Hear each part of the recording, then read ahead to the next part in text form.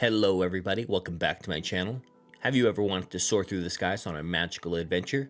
Well, Mika and the Witch's Mountain brings that dream to life with its cozy atmosphere and stunning visuals. Developed by Chibig, this adventure stars Mika, a young witch in training as she takes on a delivery job in a vibrant storybook-like world. But is this a spellbinding experience or does it struggle to take flight? Let's find out together. Don't forget to like, subscribe, and share this video with your friends. With that being said, let's dive into my review of Mika and the Witch's Mountain. Story and setting. Mika's journey begins when her mother drops her off at the doorstep of the witch, Miss Oligari, to train as a witch.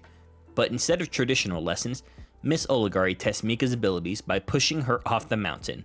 Mika crash lands on the island of Montgan, proving that she has a lot to learn.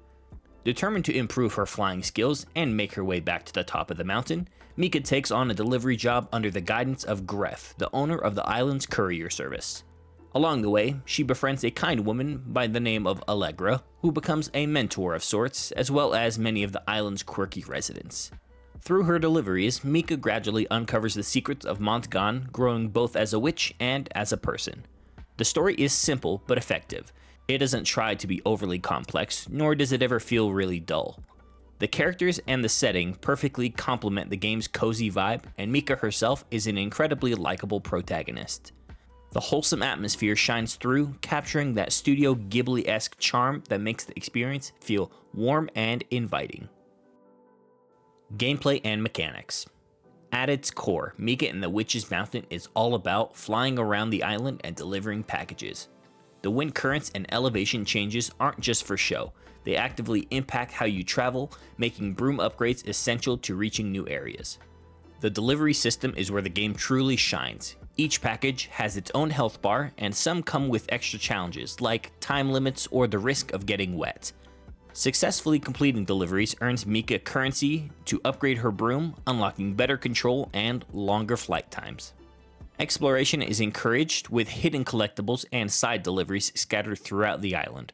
The game trusts you to navigate on your own, rewarding curiosity with small surprises that make Montgan feel alive. That being said, the gameplay loop is very much love it or leave it. If fetch quests aren't your thing, you might find the repetition a bit much.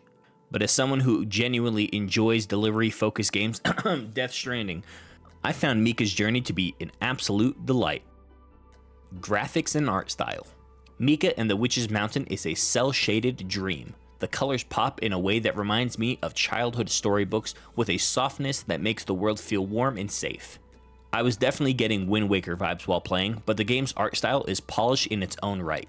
The town, the island, and its residents are all full of charm, with small details that make everything feel handcrafted. The Kiki's delivery service inspiration is clear and it works beautifully, giving the game a small town coziness that feels just right. Sound and music. The game's sound design is a perfect match for its visuals. Some games can be played while you're half watching a show in the background. This is not one of those games. The moment I started playing, I had to pause everything, plug in my headphones, and vibe out to the soundtrack.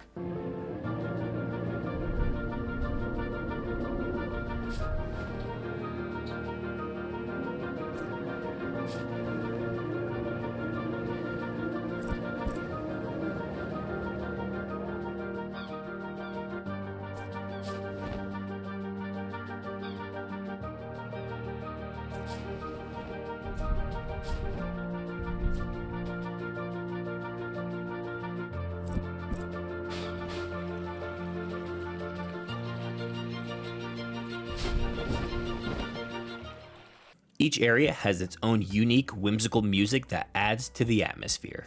The sound effects are equally charming. Every time Mika takes a tumble, she flattens out with a little splat, which never stops being funny. If I had one small nitpick, I wish the townsfolk had voice acting to bring them even more to life. But honestly, that's just me being greedy. The game's audio design is already fantastic as it is. Performance and technical aspects. Playing on PS5, I had zero technical issues. The game ran buttery smooth with no noticeable loading times or performance hiccups. It's always refreshing when an indie game launches in such a polished state. What could be better? My biggest gripe is that I wish the game gave you a fully independent flying broom by the end. While I get the whole progression system being tied to upgrading, it would have felt like a natural reward to unlock true unrestricted flight after all that hard work. Is this a deal breaker? Not at all, but it did leave me wanting just a little bit more freedom, especially when going for that 100% completion.